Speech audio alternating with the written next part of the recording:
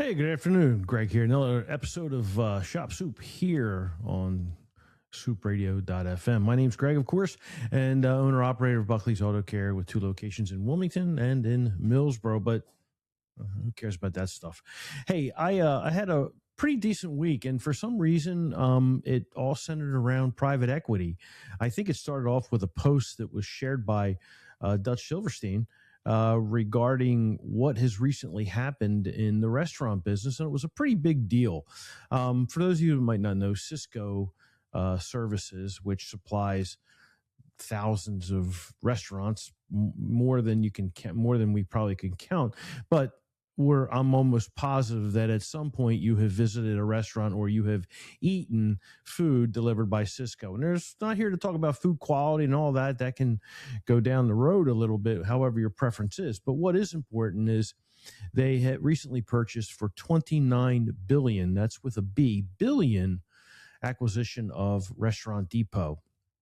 Now, Restaurant Depot is sort of like your Costco or your BJ's or your wholesale clubs for restaurateurs.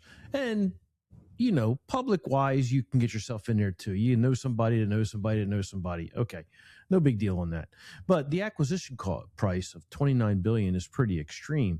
But the explanation underneath of all that was it wasn't because they want to sell more supplies in a sense, or they're trying to buy another business just to be in that business. They're buying it for the data and the ability to control more of the restaurant business. And, you know, I would like to say that it's the casual dining situation that's there, but it filters down to the small independent restaurants as well. And I think it was a really great comparison to what we're experiencing here in our aftermarket, amongst others, the HVAC, the electricians, anything with like service and commodity situations. You know, you find something that can be scalable. You extract its value. You take little bits and pieces out of it. You see what the value is there, and then you take it and you amplify it, right? So, and let me be clear, I'm not an expert on private equity, you know, and there are groups out there that promote private equity and it will do private equity, and owners from all small businesses, well, maybe not small business, but bigger business, whatever, you know, everybody has the right to, you know, put their hard-earned work and everything they've done and sell out to private equity. That's not what I'm here to say. And there's groups that will oblige with you with that. You know, if you like that approach and that's your future, that's your only way out to extract all of the value that you as an owner have put into it, and you have no other plans to do that, well, fine. If you've built a business or an enterprise with the intent of building up, building out, and then selling off, it's business, American way. Fine. I have no problem with that. I have no problem with how each of the small businesses or anyone else operates their business. To each their own. Your flavor is your flavor. Your taste is your taste. It doesn't matter. All right. What does matter is that I'm starting to recognize where all of these patterns come in from. Now, one of the interviews that I had with a large operation and a gentleman I call a friend exposed me to a gentleman by the name of Adam Coffey. And Adam Coffey is a serial entrepreneur in terms of private equity, making deals, doing deals. He's got some bona fides and he's a credible individual. And I hopped on a couple of podcasts outside of our industry with other hosts that I wasn't familiar with and you wouldn't be familiar with, but I listened to a few of things that he's doing, and basically he's coaching people on how to attract private equity, what goes on with the deals, how the exits go, and what to expect as a owner / investor into these operations. And I will say this again, I am not an expert. I'm giving you what my view is, and there is no right or wrong. There is no ill will or hard feelings to anybody or anything. I am giving you what I see and what I have offered or I have done in my time within the industry, what I've seen and witnessed, amongst other things. Now, I'm going to give you a local scenario here in the Wilmington, Delaware area with a restaurant business that was started by, I believe it's two brothers and one partner, all from college, Iron Hill Brewery, right? And you can look it up. There's no problem. Just go to ironhillbrewery.com or Google it, whatever. You'll see where it started. You'll know the history. So they became very successful locally. They had a great menu. It was a personal favorite of mine and my wife, where we would go and have a casual meal, a great beverage. They made their own brew, waterfront dining, hospitality was great. You name it. I really enjoyed them. And then one day last year, let me go back up. The partners, the brothers and the partners, or the original core management group, decided to take on private equity in order to grow. Well, they did, but they grew to a point where it just didn't make sense. Whereas their hub of activity, they're known, their brand, everything about them, their essence, was here locally, maybe within a 25 to 30 mile circumference between Pennsylvania, Lower PA, Westchester, Delaware, and they had crept into Rehoboth with very strong operations. So they get into private equity, and all of a sudden, I think they're in South Carolina, they're in Georgia, one-offs, not groups, not like, hey, we're coming to town with 3 or 4 operations within 10 miles of you. They're not building the brand. It's a one-off. And everybody was going like, well, what are you doing in Georgia? What are you doing why are you outside your circles? Well, private equity came in and decided to blow it up. Why? Because debt is a good thing. I take it when you're doing private equity. So lo and behold, they built the business, 22 locations in, 7 or 8 states. And you would think that that's a sign of success, that the owners are, they're well off and they're doing everything right. And good for them, right? American way. Well, one day, last fall, they closed the door. They made the announcement here in Delaware that they were closing up. Clear blue, closed up. Now, they had some pretty prime real estate. The riverfront here in Wilmington, aces. Philadelphia, Center City, aces. Westchester, right in the heart of Westchester University, aces. Great spots, closed. Newark, University of Delaware, College Town, kids, foot traffic, you name it. Well, what happened was they were going bankrupt because of the debt. And just to make a story short, they had 22 locations. And at the end, when they went to bankruptcy, of course, that's the exit strategy, to go to bankrupt, put the debt into something else and let that go, and boom, there you have it. 22 locations, millions of dollars of revenue, but only less than $200,000 in the bank to pay the vendors, right? Pay the vendors off. And that is something that I couldn't grapple with. I just said, man, how do you not pay your debt? But again, when I'm listening to Mr. Coffey and how he explains that it's good to have debt. It means that you're growing and you want to grow. Well, you want to grow. That's fine, but you got to pay the piper at some point. And who pays the piper? I don't know. I don't think anybody has given me that answer, or I don't know if they have or I understood it, one or the other. The way that I look at it is that somehow, some way, the debt's going to be paid. I know it's a tactic. Bankruptcy is a strategy that is used quite often. It's a negotiating tool basically to the vendors, and they either take it, if it's allowed, they take it or leave it, but at least they get something back. It might be a 20% cut, 30%, sometimes 50, sometimes 75. Anyway, you can get some of your money back. you're gonna want to take what you get, right? So in the case of Iron Hill, just recently, like I think last week, the former owner of Iron Hill is going to assume possession of 3 to 5 of the locations and reopen it, right? Whole new deal. And I thought, well, does that start the circle all over again? The process of, all right, you've got a company worth nothing. You buy the debt. I suppose you're going to take on the debt at a discount, and then you open the doors again under a completely different structure.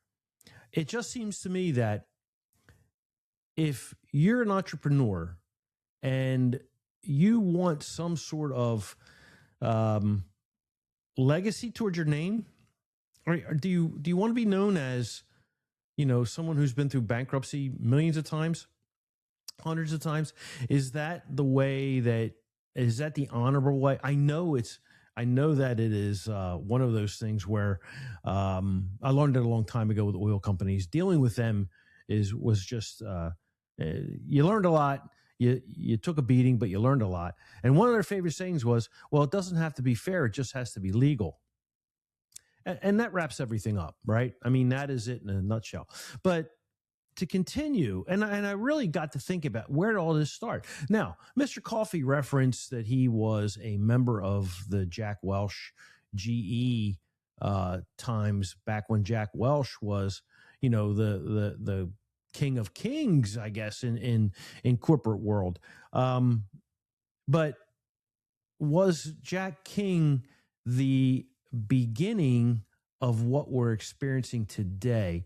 And I think you really need to go back and look at that and analyze whether Jack Welch's practices. Now, remember, Jack Welch would fire 10% of his workforce, the bottom 10% every year, and bring fresh people in or make people earn it.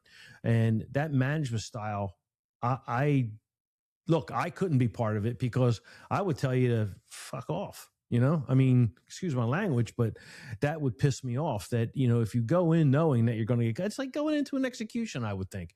And I don't think that went well for the people who got cut that tried their darndest. And okay, so you don't make, I get why you wouldn't make it. There's so many reasons out there that someone just couldn't cut the mustard. You know what I mean? So, okay, I get it. But that style, the people that would argue against Welch's style have a point, and I experienced this, is that his management style kind of led to what we see today in our parts quality. And let me go on with this, and right or wrong, this is an observation again for me, but I want you to kind of understand where I'm coming from. So in 2010, one of my first speaking engagements was in Chicago, and by an invite of a industry gentleman who was part of GAS, and that was suppliers and manufacturers that would get together yearly and talk about the parts business, manufacturing, all this. So I'm in there and I am green as can be. Never have been to a conference in my life, in my professional life, like this. And I'm on stage. I'm with the former and the founder of Repair Pal. And we're on stage and I'm looking around, but I get off stage and we're hearing this buzzword called BCC, Best Cost Country. And I said, what the hell is BCC? So I asked somebody, so what does that mean? Well, best cost country is where they determined that the cheapest labor could be found to manufacture the parts. And in that era, 2010, you had up and coming Southeast Asia, you had China, you had India, you had all of the BRICS that were hungry for manufacturing. And of course, manufacturers were willing and able to, hey, look, man, I'll offshore all my labor because it's cheap. Don't build it here in America where they're, it's expensive. Let's go overseas.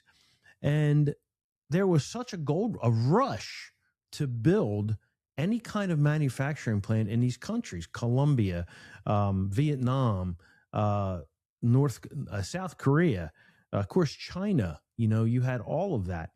And of course, it followed suit. Like, okay, if I had a 3-year run of manufacturing parts, labor is naturally going to want to increase, right? People are going to want increases in their labor rates or their wages and so forth. And then it gets to the point where it's too expensive, and these companies literally just get up and leave and go to the next hotspot. And of course, I believe that is probably still the way today. And manufacturers are looking for, hey, can I offshore? But recently, and I think thankfully, we're starting to see more manufacturing come back to our shores. But going back to a couple of things, and if you look at what China is even doing, is that they are purposely creating, they're purposely creating a environment of they're destroying economies in their own country, in their different regions. Like instead of the mainland where all of the manufacturing did take place, they completely took it out of there. That part of the country went into depression, and at the same time, the shoreline, the mainland, not the mainland, the shore became, the coastal areas became the primary spot for manufacturing. Right? You had manufacturing, you had export opportunities right there. Well, when that labor started getting too high, they moved it back to mainland because that was a depressed area that they forced to be depressed. And now they want to bring it back up again. And that is manipulating their own people, their own country, and everything like that. I mean, it seems totally ridiculous. But again, go back to the statement, it doesn't have to be fair. It just has to be legal. And in countries such as third world countries, or let's say China, do you really think they care about their labor? No, they're going to subsidize them in any way. If they feed them a meal a day and pay them pennies a day, that's all they need to do, right? So you have this manufactured economy, and believe me, you're almost hearing random thoughts in a sense, but when I look at it, where does it stop and what does it do? Well, that all filters down. BCC, best cost country, I believe, is a derivative of the Jack Welch way of managing people. And I don't think that's good. I mean, right now, we have everybody in our industry seemingly wanting to butt heads with one another, to fight one another. And that's not the way that it had been. I clearly remember that we had people who wanted to be at work with us. We didn't have the strife between us. We didn't have an us versus them type of mentality. And now we do. And it's more common than ever, which I find terrible. I can't tell you how many times I complain about, why does it have to be us versus them? Why isn't it we have an understanding that the motorist, the people who pay all of our bills, from the vendor to the technician and everybody in between, they are the ones that 100% of our focus should be on. And everybody, I mean everybody, should be willing and able and conscious of that premise and do everything they can in order to secure that relationship with the client. There's no other way that you survive without respecting the consumer. And yes, I say it all the time.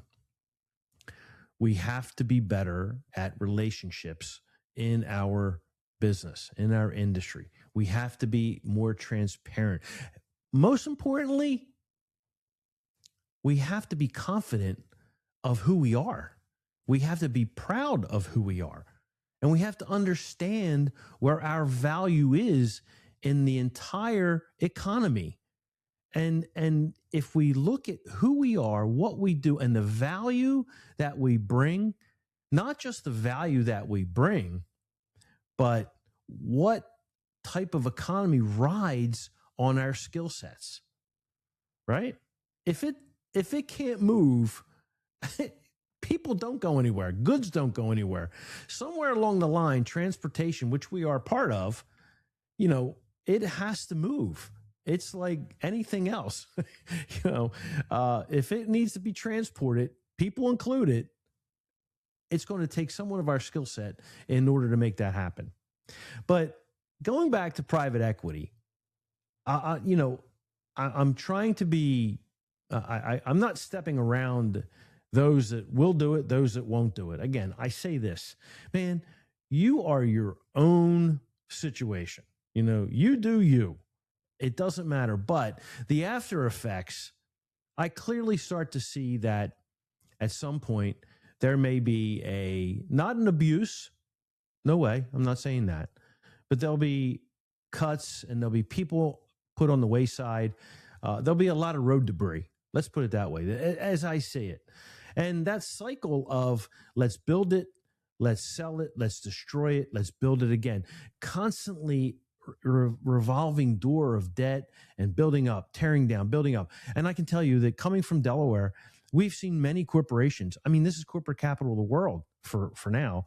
And so we've seen the DuPonts, we've seen their spinoffs, Insight, you name it. We see corporation GM, Amazon coming in, all of these companies, and DuPont is really one of the bigger ones. When a shareholder activist gets involved with the board and says, "Hey, I can make you shareholders richer, and we can do this. Let's tear this company apart. Let's take every one of the values, start a company here, start a company there, and before you know it, hey, we've got buku bucks." Carl Icahn with it's trying to create a vertical. A vertical economy with Auto Care or AutoZone, Pep Boys, Carlisle, all those, I think it was. Anyway, that failed. DuPont here in Delaware is still trying to come up with things. And what they did was they took one of their companies and they placed all the debt and all the environmental injuries that they were dealing with, and they put it into the bucket of their new found company. The name escapes me for a moment. I'll think of it in a little bit. But that became the debt holder. And again, I'm going off of a lot of history and memory. But the biggest thing that I can tell you for fact is being in Chicago that day at that conference, that it lit me up. It made me realize that what was coming and what is here now. And I go back to that as being the starting point for me anyway, of completely understanding what took place. And when the story is, this is not a story, it's fact. Prior to going on stage the day before, I was with the former CEO, the founder of Repair Pal, David Sturts. And I'm sure it's so long ago, and David and I will, we've shared laughs over it because it was just so funny. But again, I remember him turning around. We were actually practicing for the stage, practicing to be on the next day. Well, he calls me up. We were supposed to meet at like 6:00, go over our scripts, our talking points, everything like that. And this was the time when internet was coming on, internet purchasing, very, very rudimentary type levels. But again, it was coming. We knew it. The manufacturers knew it, all that. So David and I said, well, let's get together. Let's go over our talking points, have dinner, maybe a beer. So he calls me up and he goes, hey, I was just shit canned. And I go, what? I said, you're the founder. I didn't get, again, me being a novice, being green. I'm like, what the hell are you talking about? Yeah, the board just let me go. And I saw it. I go, them dirty MFers. I'm like saying, what the hell? But thankfully, I had the experience of oil companies. And I said to myself, hey, man, that's exactly the way it goes with these guys. They don't mess around and they don't care. I mean, it's just like, you're out, done, finished. And I thought that was something that if that was one of the things that I will never, ever, ever forget. I know David won't either because it's a hell of a story. But here he was just starting Repair Pal, not into what it is today. But when he had it, it was more or less a referral network, very simple. The startup on Repair Pal was basically him and a few friends, couldn't find service the way they like it, a couple bad experiences, say, hey, let's do something about it. They created this Repair Pal thing, went on down the line, and it grew from there. And once he got out, it went to every Tom, Dick, and Harry out there and blew up, and it is what it is today. I think Yelp bought it. But it was funny to have that happen. And again, it was a shame. But David and I went on with the show. David was a true professional. I give him credit because he was up there. I probably would have like walked off and gave the finger to everybody and all like, screw you guys. But he didn't. He carried on like a pro, and the show went well. But it was something that I would never forget. And from that point on, it made me realize and rationalize exactly where our industry is going. And thankfully, with our skill set, we get through a lot. You can't imagine how much turbulence that goes on above our head, and yet we still survive. We do the things we do to make our industry, our businesses survive whatever comes our way. And that is the attraction to what PE is doing. If I had to look at it, will it destroy our industry in the long run? And again, I'm not saying that it will or it won't. But if we look at the other industries that it has attached itself to, where do we go? What are we to expect? There's never been a company, to my knowledge, that has completely been able to round up every type of operation within our profession that I know of. I had a conversation and just recently with cats. Who knows how to herd cats, right? One of the most independent creatures on earth is the house cat. Dangerous, has all the tools. They know it. They don't care. They've got the claws. They've got the quickness. They can bite. They can do it. They are like an A-type predator. They don't care. How do you herd them? It's difficult. I got practice. Trust me. My stories will tell you. But in the world of automotive, how do you herd all of the types of businesses that we operate? Right, the independent side, the two bay, the one bay, the business that the operation that's ethically grounded. Let's say that there's an Asian market, there's a Latino market, there's a black market. All of that. How do you round all of that up and yet make it the same so that culturally it resonates with the client base? That's what I'm getting at. It's not a matter of race or ethnicity. It's a matter of relating to the culture that operation is in. Because we all see it. Let's face it. You can have a two-bay that doesn't look like the models that we would envision, but yet they're a strong operator. They care about their community. They care about the people. I just think that it's very difficult, but it's not impossible. And at some point, what goes away? Our independence? I think that would crush the way that we've grown our industry and what we've done to preserve it. But again, I hold no ill will towards private equity if the owners, and it's a great situation for those that are involved and it's a perfect exit strategy, or if you are a quality group. And I know that there are operators who may be listening in or watching that are part of very large groups that go and buy and round up these operations.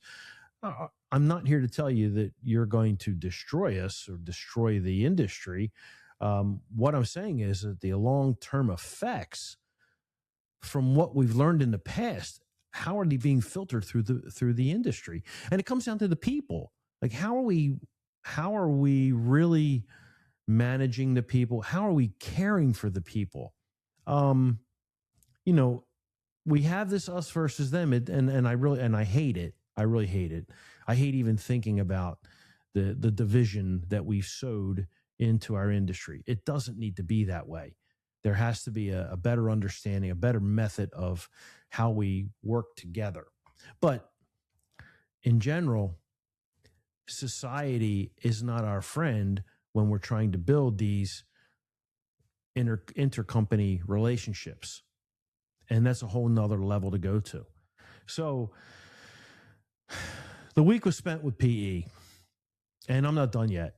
I think my first mark with Adam Coffey, learning more about him, learning more about what PE does. And I'm sure someone out there is probably much more knowledgeable and has been through some deals and can counter or talk about what I've done. I'm not here to say right or wrong or anything. I'm just giving you my personal observation. I get everything about it. I understand it, and I hold no ill will. I mean, look, I talk to everybody. I want to talk to everybody. I need to learn about everything, and so should you. You should be out there learning about what goes on, from the technician to the service advisor to the owner. Everybody needs to understand what business is all about in order to improve upon it. And it starts by just looking outside of your lenses now. Put on a different set of glasses, man, and get out there and look at what's happening in the marketplace. All right. You should be able to see and understand and really kind of look at where your futures are going to be. Everybody. That's called a SWOT. And I say a personal SWOT. You got to look at everything, So, yeah, I just needed to get on today and talk about what's happening because it really did come to light. I mean, let's put it this way. The puzzle, more pieces got put together in the puzzle for me. All right. I got to understand. And then going back on my experience in history, now I start to see things a little bit clearer. And what I always thought was going on actually is going on. The manufacturing base, the way that it has been distributed and cut up, and, how, we look at the quality of the parts that we have now.